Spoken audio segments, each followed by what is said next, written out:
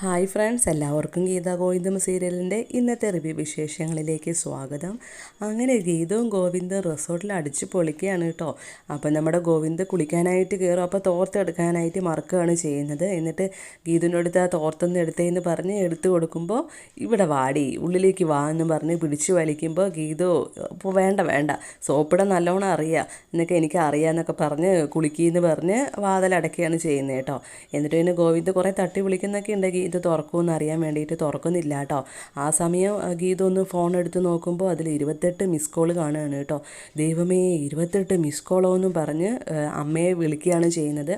അപ്പോൾ അമ്മയാണെങ്കിൽ നല്ലപോലെ ഫോൺ എടുത്തതും ഗീതുവിൻ്റെ ഫോൺ എടുത്തതും നല്ലപോലെ ടെൻഷനായിട്ട് പറയുകയാണ്, മോളെ നമ്മുടെ വിനോദിൻ്റെ കാറ് പോലീസ് പിടിച്ചു മോളെ എന്ന് പറഞ്ഞ് സങ്കടത്തിലിങ്ങനെ പറയുകയാണ് കേട്ടോ.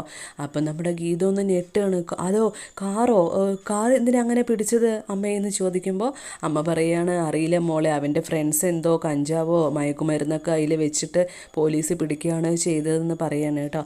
അപ്പോൾ നമ്മുടെ ഗീതു പറയുന്നുണ്ട്, വിനോദിൻ്റെ കാറായിരിക്കാം, പക്ഷേ വിനോദ് ആ സമയത്ത് അവിടെ ഉണ്ടായിരുന്നില്ലല്ലോ, അവൻ റിസോർട്ടിലായിരുന്നില്ലേ എന്ന് നമുക്ക് തെളിയിക്കുമ്പോൾ നമുക്ക് വിനോദിനെ രക്ഷിക്കാൻ പറ്റുമോ എന്നൊക്കെ ഇങ്ങനെ പറയുകയാണ് കേട്ടോ.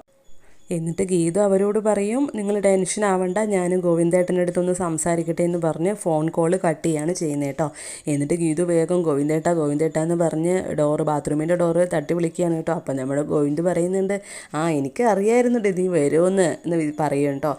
എന്നിട്ട് പിന്നെ ഡോറ് തുറന്ന് നോക്കുമ്പോൾ ആകെപ്പാടെ ടെൻഷനും വെപ്രാളമൊക്കെ ആയിട്ട് നിൽക്കുന്ന ഗീതുവിനെയാണ് കാണുന്നത് കേട്ടോ. എന്നിട്ട് എന്തു പറ്റിയെന്ന് ചോദിക്കുമ്പോഴാണ് ഗീതു പറയുക, ഇങ്ങനെ വിനോദിൻ്റെ കാർ ഇങ്ങനെ പോലീസ് പിടിച്ചു.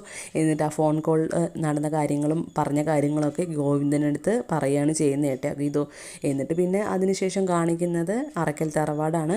അറക്കൽ തറവാട്ടിലേക്ക് ഒരു കാറ് പെട്ടെന്ന് വന്ന് വരുന്നുണ്ട്. അത് നമ്മുടെ രാധികാമ്മയും അവരുള്ള കാറായിരിക്കും കേട്ടോ. അയ്യപ്പേട്ടൻ അവിടെ വരുന്നുണ്ട്. എന്നിട്ട് അയ്യപ്പേട്ടൻ്റെ അടുത്ത് നമ്മൾ രാധികാമ്മ ചോദിക്കും, എവിടെയെന്ന് ചോദിക്കും. അപ്പോൾ മുകളിലേക്ക് ചൂണ്ടി കാണിച്ചു കൊടുക്കുകയാണ് ചെയ്യുന്നത് കേട്ടോ അയ്യപ്പേട്ടൻ. അപ്പോൾ അനാർക്കലിയെ കണ്ടിങ്ങനെ ഞെട്ടുകയാണ് നമ്മൾ രാധികാമ്മ. എന്നിട്ട് കൂടെയുള്ള വരുന്നിടത്തും അവരോട് രേഖയോടും അവരോടൊക്കെ പറയും, എൻ്റെ ഒരു ഫ്രണ്ടാണ്, ഞങ്ങൾക്ക് സംസാരിക്കാനുണ്ട്, ഞങ്ങളെ ശല്യം ചെയ്യരുതെന്ന് പറഞ്ഞ് എന്തോ തിരക്ക് പിടിച്ച് നമ്മുടെ രാധികാമ്മ വേഗം അനാർക്കലീൻ്റെ അടുത്തേക്ക് ചെല്ലുകയാണ് ചെയ്യുന്നത് കേട്ടോ. അതിനുശേഷം കാണിക്കുന്നത് ഗീതുവിനും ഗോവിന്ദനെയാണ് കേട്ടോ. ഗീതു ആണെങ്കിൽ വിനോദിനെ ട്രൈ ചെയ്തുകൊണ്ടിരിക്കുകയാണ്, ഫോണൊന്നും എടുക്കുന്നില്ല. ഗോവിന്ദാണെങ്കിൽ ബാഗൊക്കെ കാറിൽ എടുത്ത് വെക്കുകയാണ് കേട്ടോ അവിടുന്ന് പോകാനായിട്ട്. എന്നിട്ട് പിന്നെ ഗീതുവിൻ്റെ അടുത്ത് വന്ന് ഗോവിന്ദ് ചോദിക്കുക എന്തായെന്ന് ചോദിക്കുമ്പോൾ ഗീതു പറയും, വിനോദ് കോളൊന്നും എടുക്കുന്നില്ല എന്ന് പറയും കേട്ടോ. അപ്പോൾ നമ്മുടെ ഗോവിന്ദ് പറയും, എന്നാൽ പിന്നെ പ്രിയേനൊന്ന് വിളിച്ചു നോക്കായിരുന്നില്ലേ എന്ന് പറയുകയാണ് ചെയ്യുന്നത് കേട്ടോ. അപ്പം നമ്മുടെ ഗീതു പറയും, വേണ്ട, അവൾ ഡേറ്റ് എടുക്കാറായതല്ലേ, ഇപ്പം ഇനിയിപ്പോൾ ടെൻഷൻ ആക്കണ്ട അവളെ, നമുക്കെന്തായാലും പോയിട്ട് അന്വേഷിക്കാമെന്നും പറഞ്ഞ് അങ്ങനെ രണ്ടാളും കാറിൽ കയറിയിട്ട് അറക്കൽ തറവാട്ടിലേക്ക് പോവുകയാണ് ചെയ്യുന്നത് കേട്ടോ. അത് കഴിഞ്ഞ് നമ്മുടെ രാധികാമ്മ അനാർക്കലി ആയിട്ടുള്ള സംഭാഷണമാണ് കാണിക്കുന്നത്. നമ്മുടെ രാധികാമ്മ പറയും, വന്ന് നീ എൻ്റെ കുടുംബത്തിൽ കയറി കളിക്കാൻ തുടങ്ങിയല്ലേ എന്നൊക്കെ ഇങ്ങനെ പറയുകയാണ് കേട്ടോ. അപ്പോൾ നമ്മുടെ അനാർക്കലി പറയും, എവിടെ എൻ്റെ കാശ്, നീ തരാ പറഞ്ഞ കാശ് എവിടെയെന്ന് ചോദിക്കും. അപ്പോൾ നമ്മുടെ രാധികാമ്മ പറയും, ഇപ്പം എൻ്റെ ആകെ 1 കോടിയുള്ളൂ, നീ അത് കൊണ്ടുപോ, എന്നിട്ട് ഞാൻ നിൻ്റെ അടുത്ത് ബാക്കി കാശ് എങ്ങനെയെങ്കിലും എത്തിച്ചോളാം അനാർക്കലി, പ്ലീസ് ഒന്ന് നീ ഇവിടുന്ന് പോ, ഗോവിന്ദ് വന്ന് കണ്ടാൽ ആകെ പ്രശ്നമാവും, ഒന്ന് പോന്ന് പറഞ്ഞ് ആജ്ഞാപിക്കുകയാണ് ചെയ്യുന്നത് കേട്ടോ. അപ്പോൾ അനാർക്കലി പറയും, നിന്നെ എനിക്ക് ഒട്ടും വിശ്വാസമില്ലടി, നീ എൻ്റെ കാശ് ഇതാന്ന് പറയുകയാണ് ചെയ്യുന്നത് കേട്ടോ. അപ്പോൾ നമ്മുടെ രാധികാമ്മ പറയും, ഇപ്പം നീ 1 കോടി വെക്കുക, ബാക്കി വേണമെങ്കിൽ എൻ്റെ ഡോക്യുമെൻറ്റ്സ് തരാൻ നിനക്കെന്ന് പറയുകയാണ് ചെയ്യുന്നത്. അപ്പോൾ നമ്മുടെ അനാർക്കലി പറയും, എന്നാൽ പിന്നെ പോയി ഡോക്യുമെൻറ്റ്സ് എടുത്തിട്ട് വാ എന്ന് പറയുകയാണ് ചെയ്യുന്നത് കേട്ടോ. അപ്പോൾ രാധികാമ്മ അത് എടുക്കാനായിട്ട് പോവുകയാണ് ചെയ്യുന്നത്. ശേഷം നമ്മുടെ വിനോദിൻ്റെയും പ്രിയയുടെയും കാർ വന്ന് നിർത്തുകയാണ് ചെയ്യുന്നത്. എന്നിട്ട് പ്രിയ ഇങ്ങനെ ചോദിച്ചുകൊണ്ടേ ഇരിക്കുന്നുണ്ട് നമ്മുടെ വിനോദിൻ്റെ അടുത്ത്, എന്താണ് പ്രശ്നം, പറ വിനോദേ പറ, നീ എന്താണ് ഗീതു ചേച്ചിയും ഗോവിന്ദേട്ടനും വിളിച്ചപ്പോൾ ഫോൺ എടുക്കണ്ടെന്ന് പറഞ്ഞത്, എന്താണ് കാര്യം പറ, എനിക്കിപ്പോൾ അറിയണമെന്ന് പറയുമ്പോൾ ഞാനായിട്ട് ഉണ്ടാക്കിയ പ്രശ്നമല്ല, ഞാനായിട്ട് തീർത്തോളാം എന്ന് പറഞ്ഞ് ആകെ ദേഷ്യവും വെപ്രാളത്തോടു കൂടി അകത്തേക്ക് കയറി പോകുന്ന വിനോദിനെയാണ് കാണിക്കുന്നത് കേട്ടോ. അപ്പോൾ അവിടെ നമ്മുടെ കാഞ്ചനയും രഞ്ജുവും അതുപോലെ തന്നെ രേഖ അവിടെ ഇങ്ങനെ ഇരിക്കുന്നുണ്ടാവും. വിനോദയെന്ന് പറഞ്ഞ് രേഖ സംസാരിക്കാൻ പോകുമ്പോൾ അവരൊന്നും മൈൻഡ് ചെയ്യണില്ല. വിനോദ് വേഗം ഇങ്ങനെ കയറി ചെല്ലാണ് ചെയ്യുന്നത്. പുറകെ നമ്മുടെ പ്രിയമോളും ഇങ്ങനെ പോകുന്നുണ്ട് കേട്ടോ.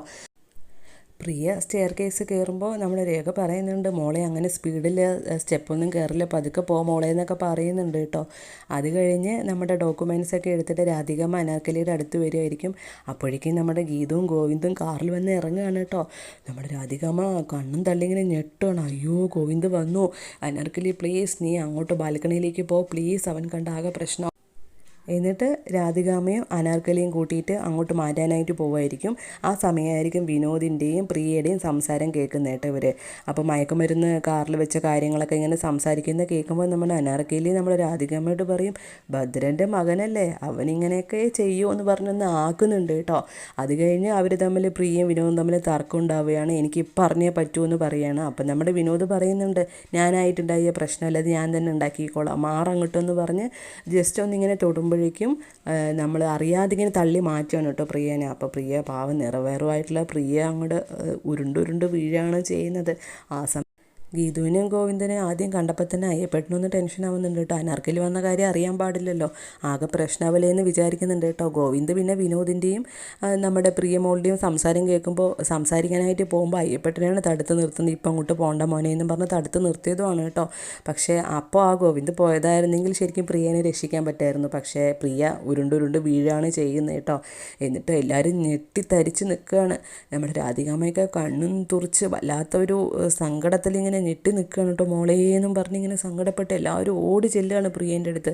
പ്രിയ ആകെ അവശ നിലയിലാവുകയാണ്, ആകെ കരയുന്നൊക്കെ ഉണ്ട്. എന്നിട്ട് എല്ലാവരും കൂടി ആകെ ടെൻഷനായി ഹോസ്പിറ്റലിലേക്ക് കൊണ്ടുപോവാണ് നമ്മുടെ പ്രിയ മോളെ. അപ്പോൾ അങ്ങനെ ഹോസ്പിറ്റലിലേക്ക് കൊണ്ടുപോകാൻ വേണ്ടിയിട്ട് കാറിലേക്ക് ഇങ്ങനെ കയറ്റാൻ നേരത്ത് പോലീസ് വരികയാണ് ചെയ്യുന്നത് കേട്ടോ. വിനോദിനെ അറസ്റ്റ് ചെയ്യാനാണ് വന്നതെന്നൊക്കെ പറയുമ്പോൾ അവരതൊന്നും മൈൻഡൊന്നും ചെയ്യുന്നില്ല. വിനോദ് അത് കണ്ട് വേഗം ഓടി രക്ഷപ്പെടുകയാണ് ചെയ്യുന്നത് കേട്ടോ. കാറിൽ നമ്മുടെ രാധികാമ്മയും ഉണ്ടാവും, ഗീതും ഉണ്ടാവും, ഗോവിന്ദും ഉണ്ടാവും. വേഗം ആശുപത്രിയിലേക്ക് പ്രിയനെ കൊണ്ടുപോവാണ് ചെയ്യുന്നത് കേട്ടോ. ആ സമയം രഞ്ജുനാണെങ്കിൽ ആ ഒരു കാഴ്ച കണ്ടിട്ട്, പ്രിയമോള് വീഴുന്ന ആ ഒരു കാഴ്ചയൊക്കെ കണ്ടിട്ട് ആകെ വല്ലാതെ പ്രശ്നമാവുകയാണ് ചെയ്യുന്നത് കേട്ടോ. തലയൊക്കെ ഇങ്ങനെ പിടിച്ച് വല്ലാത്തൊരു അവസ്ഥയിൽ നിൽക്കുകയാണ് ചെയ്യുന്നത്. അപ്പോൾ കാഞ്ചന എന്ത് പറ്റി മോളെ, എന്ത് പറ്റി എന്നൊക്കെ പറഞ്ഞ് ആശ്വസിപ്പിക്കുന്നൊക്കെ ഉണ്ട്. ഇതൊക്കെ അനാർക്കലി കാണുന്നുണ്ട് കേട്ടോ. അനാർക്കലി വന്ന് നമ്മുടെ രഞ്ജുവിൻ്റെ തല ഇങ്ങനെ ഒഴിഞ്ഞു കൊടുക്കുന്നൊക്കെ ഉണ്ട്. എന്നിട്ട് അവിടെ നിന്ന് പോവുകയാണ് ചെയ്യുന്നത് കേട്ടോ. അപ്പോൾ അനാർക്കലി ഇങ്ങനെ കൈ വെച്ച് ഇങ്ങനെ തലോടുമ്പോൾ ഒരു ആശ്വാസം പോലെ രഞ്ജുവിന് ആവുകയാണ് ചെയ്യുന്നത്. ശേഷം അനാർക്കലി അവിടുന്ന് പോവുകയാണ് ചെയ്യുന്നത് കേട്ടോ. അപ്പോൾ എന്താ സംഭവിച്ച് ആകെ വല്ലാതെ നിൽക്കുന്ന രഞ്ജുവിനെ കാണിച്ചുകൊണ്ടാണ് ഇന്നത്തെ എപ്പിസോഡിൻ്റെ റിവ്യൂ വിശേഷങ്ങൾ അവസാനിക്കുന്നത്. കൂടുതൽ വീഡിയോയ്ക്കായി ചാനൽ സബ്സ്ക്രൈബ് ചെയ്യാൻ മറക്കരുത്, അതുപോലെ തന്നെ ലൈക്ക് ചെയ്യാനും മറക്കരുത് കേട്ടോ. Thank you for watching.